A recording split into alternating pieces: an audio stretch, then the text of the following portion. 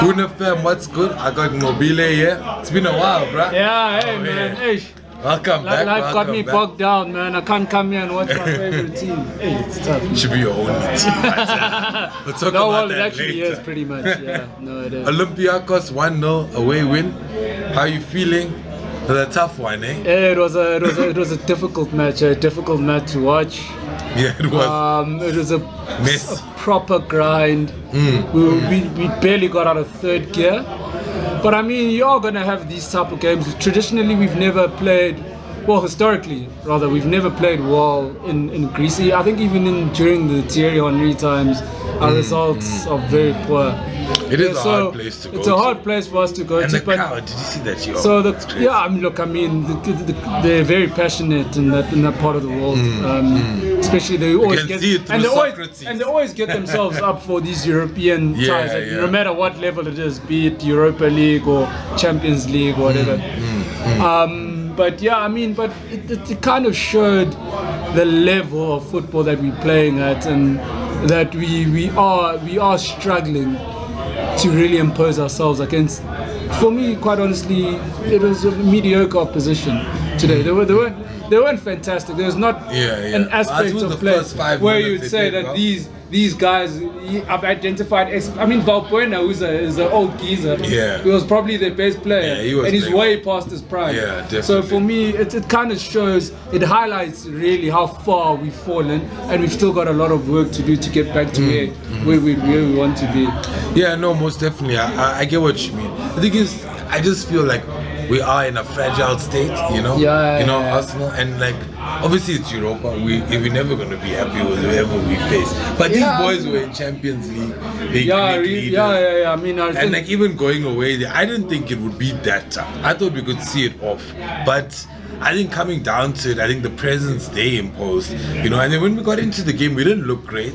But towards the end of the game, I don't know, we didn't look great at any spell. No, we didn't. I think what kind of carried us today. So I think our pragmatism kind of we were naive. So our pragmatism kind of actually ensured this result for us, because you could kind of see that our mentality was, or for me, that our mentality was that if we walk away with a draw, or we can nick a win, we'd be very happy. I mean, even the celebrations.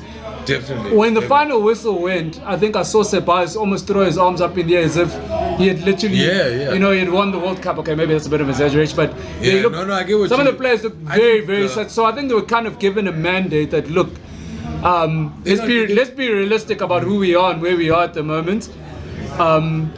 Realistically, a draw is probably the best result. If we can nick a win, fine, but let's play for it. It looked to me like we were very conservative. Don't go down away. So so we were. I think with us, we were trying to make sure that the result is as close as, so that when you take them back to the Emirates, close the game we can literally probably be a bit more expensive and kill them off there. Do you think we underrated them? No. If anything, I think we showed them a bit too much respect, and we're very conservative. If we look at the way how we built up, it was very slow, very methodical, very safe. And for me, that was more signs of. A lot of it was more signs of us actually being very conscious of us not trying a Hollywood pass and giving the ball away and then getting caught on the counter. Because if you look at it, we didn't really have our most mobile team on the field. So we didn't have a Bellerin at right back. We had a Socrates there, who at times.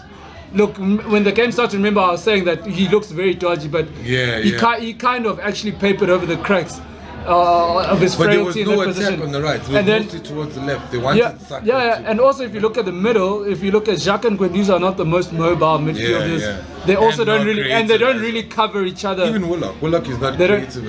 Willock he is, but no. So for me, Willock is more of a player who plays well on the counter, but in terms of him creating stuff and unlocking defenses, it's something that he cannot do. Like he's a defensive-ish midfielder. He can run hard, So for me, he can play as an 8 in England against very bad sides, not very bad sides, but very average, average and mediocre sides. because he doesn't have that gear or that creative ability to pick that pass. And so when games are open, he can play. Where in terms of someone gives a bad pass, and then he gets the ball, and he's got time, and then he's carrying the ball from our own half and driving, and it's a 3-on-3, and then you'll get it probably like 1 out of the 3.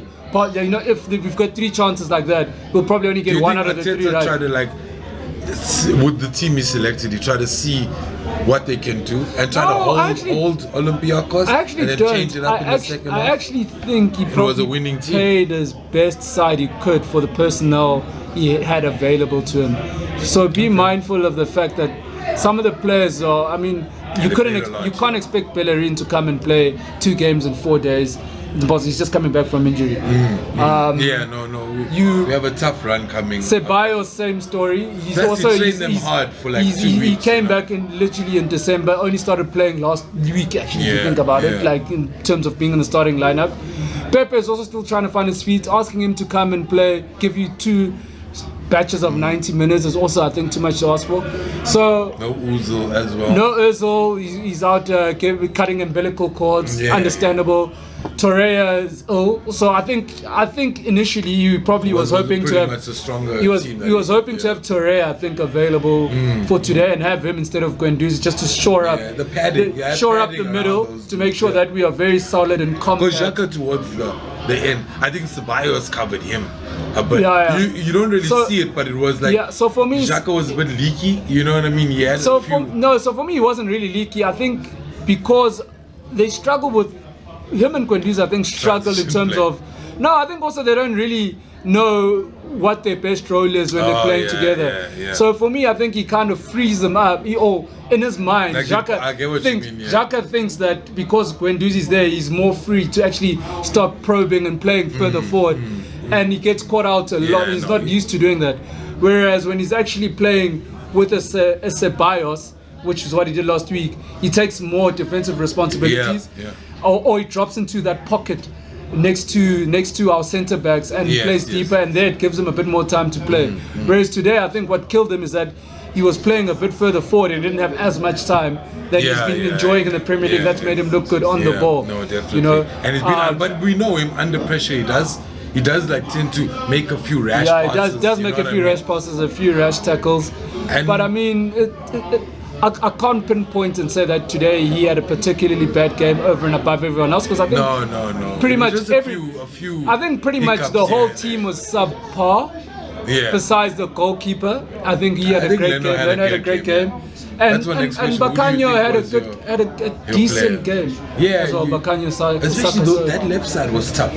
Those boys were strong there. So they were strong, and I think we kept them at bay.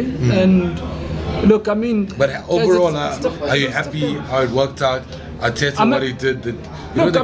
You take a 1-0 win away from home. The performance wasn't great. It was a very gritty performance, a very un-Arsenal-like performance.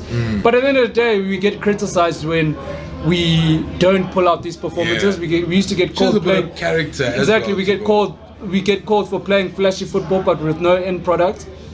And at the end of the day, I mean, we ground out a result which is very un-Arsenal-like, and as much as it's not pretty on the eye, it's a start. It's a start to build. And I think, as Kloke was saying, it's a process. It's a work in progress, we're starting from the back, making sure we're solid.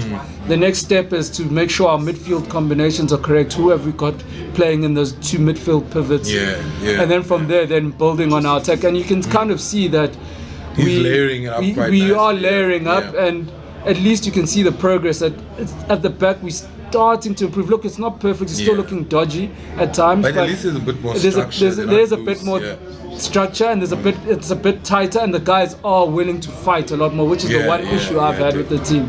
So I think it's going to take a lot of time until we stop playing the free-flowing, fluid football that Arsenal have been playing. For me, it's probably a year away at the very least. Right now, for me, this is more of an experimentation phase, trying to make sure we finish as high as possible as we can in the league, which for me is probably 6th or 7th. Try and maybe see if we can win Europa, which is for me, that's a bonus. That's the jackpot, literally. If we win Europa, we've won the lottery. That's pretty a much. wild card. Exactly. So for me, it's about just building. This season's about building. Arteta trying to figure out who are his best players, who can he work with next season, who can he cast out, who is he sending out on loan from the youngsters, and then we build from there. So for me, this is pretty much a free hit, and it's for us it's more about just seeing progress rather than seeing, you know, trying to grind seeing out us playing back playing the football we're playing 15 years ago. And well, we haven't spoken in a while, so I don't think I've seen you since Arteta's been coach. So I'm not have sure. I? No, we have the Chelsea game. I was here. Oh no, I wasn't. Yeah, that's why. Sorry. But how are you feeling about it? Last question before you wrap. Look, I mean, it's still too early.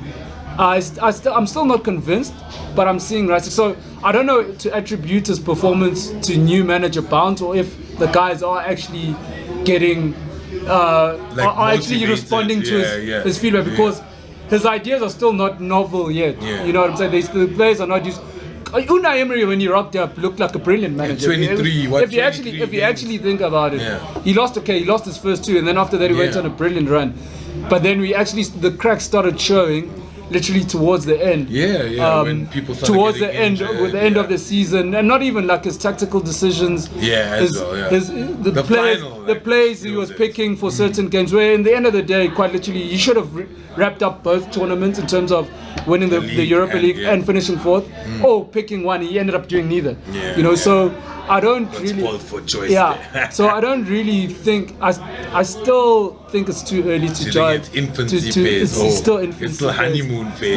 Still infancy. Still honeymoon. And for me, I'll only literally start. I think I'll only be able to tell if Arteta is doing his job in October. Later on in October this year, in November. Okay. For me, when finish off this season, he's bedded in. Now we're starting to see whether the players are actually responding to what he's doing in terms of now they believe in. Because right now, I mean, they're just happy that they got rid of the last manager rather than actually saying this guy's a great manager. That, you know what I mean? Exactly. So if you listen to a lot of the interviews, they're talking more about the previous manager and the differences rather than talking about how he's improving their game. Yeah, no, that's true. So it's more like they're slating the previous manager. It's like they're in a happy mode, you know, kind exactly. of. So, and for me, there's still a lot of tests to come for this team. Nah, Nqobile, always great. 1-0 win, it's always good. Hey man, I'll take it, man. 1-0 to the Arsenal. GoonerCast SA, we out.